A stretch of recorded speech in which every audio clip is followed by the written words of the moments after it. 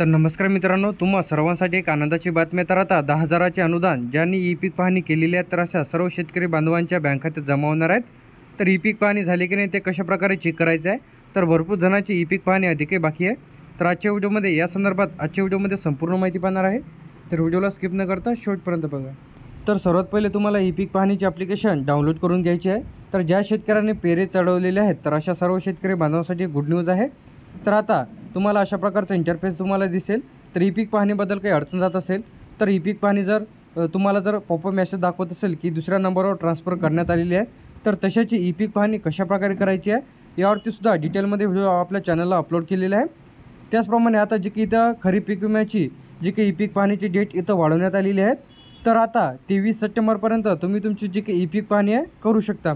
तर सर्वात पहिले आपला जो काही महसूल विभाग येते ते महसूल विभाग इथं सिलेक्ट करून घ्यायचा आहे. तर तुमचा अमरावती येते की छत्रपती संभाजीनगर, कोकण, नागपूर, नाशिक किंवा पुणे.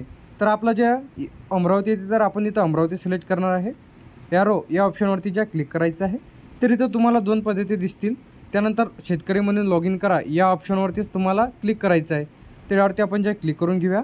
तर इथं तुम्ही तुमचा मोबाईल नंबर इथं इंटर करून घ्या. त्यानंतर पुढे जा या ऑप्शनवरती क्लिक करायचं आहे. तर मी माझा मोबाईल नंबर इथं इंटर करणार आहे. पुढे जा या ऑप्शनवरती क्लिक केल्यानंतर इथं थोडा लोडिंग घेईल. तर सर्व्हरचा संपर्क होत आहे असं तुम्हाला दाखवेल. कृपया वाट पहा किंवा अन्यथा ॲप्स पुन्हा अनइन्स्टॉल करून इन्स्टॉल करायचे किंवा कट करून पुन्हा हे ॲप्लिकेशन डाउनलोड करून इन्स्टॉल करायचे आहे. हे जर ॲप्लिकेशन तुमच्या मोबाईलमध्ये जर वर्क करत नसेल तर कमेंट बॉक्समध्ये नक्की सांगा.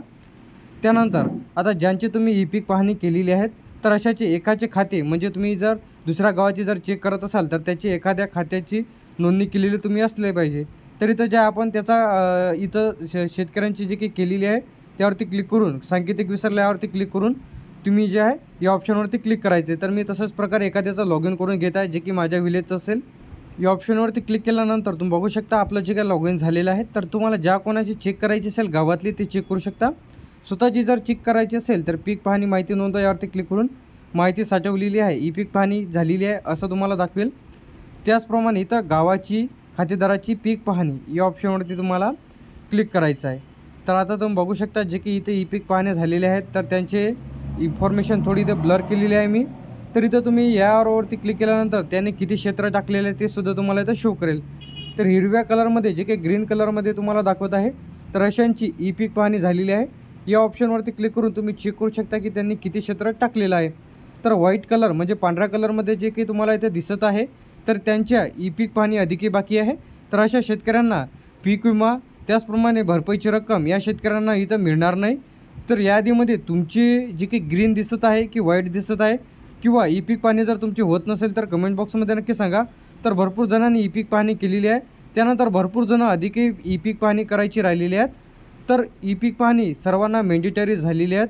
तर सर्वांना ई पीक पाहणी केली तरच त्यांना भरपाई त्याचप्रमाणे अनुदानाची रक्कम नैसर्गिक आपत्तीमुळे जे काही शेतकऱ्याचे इथे नुकसान होते त्यांची जे काही भरपाई आहे तर अशा शेतकऱ्यांना मिळणार की ज्यांनी ई पीक पाहणी केलेली आहेत. अधिक तुमची ई पीक पाहणी बाकी असेल व याबद्दल जर तुम्हाला काही अडचणी जात असतील तर कमेंट बॉक्समध्ये नक्की सांगा. तर ते लवकरात लवकर सोल्युशन तुम्हाला मिळेल. तर पीक विमा ज्या सर्व शेतकरी बांधवांच्या आधार लिंक बँक खात्यामध्ये DBTच्या माध्यमातून इथं जमा करण्यात आलेला आहे. त्याचप्रमाणे पीक विमा जर तुम्हाला मिळालेला नसेल तर तुम्ही आता घरबसल्या तुम्ही तुमच्या मोबाईलवरून चेक करू शकता की तुम्हाला तुमच्या कोणत्या बँक खात्यामध्ये पीक विम्याची किती रक्कम जमा झालेली आहे. तर ई पीक पाहणीबद्दल जर काही अडचणी असेल तर कमेंट बॉक्समध्ये सांगा. त्यानंतर जर तुमची ई पीक पाहणी झालेली नसेल तर ई पीक पाहणी कशाप्रकारे करायची यावरती डिटेलमध्ये व्हिडिओ आपल्या चॅनलला अपलोड केलेला आहे. तर ई पीक पाहणीची शेवटची तारीख 23 सप्टेंबर आहे. तर तुम्ही जर ई पीक पाहणी केलेली नसेल तर लवकरात लवकर करून घ्या. तर अशाच प्रकारचे अपडेट्स आणि नवीन व्हिडिओज पाहण्यासाठी चॅनलला सबस्क्राईब करून ठेवा. थँक्यू.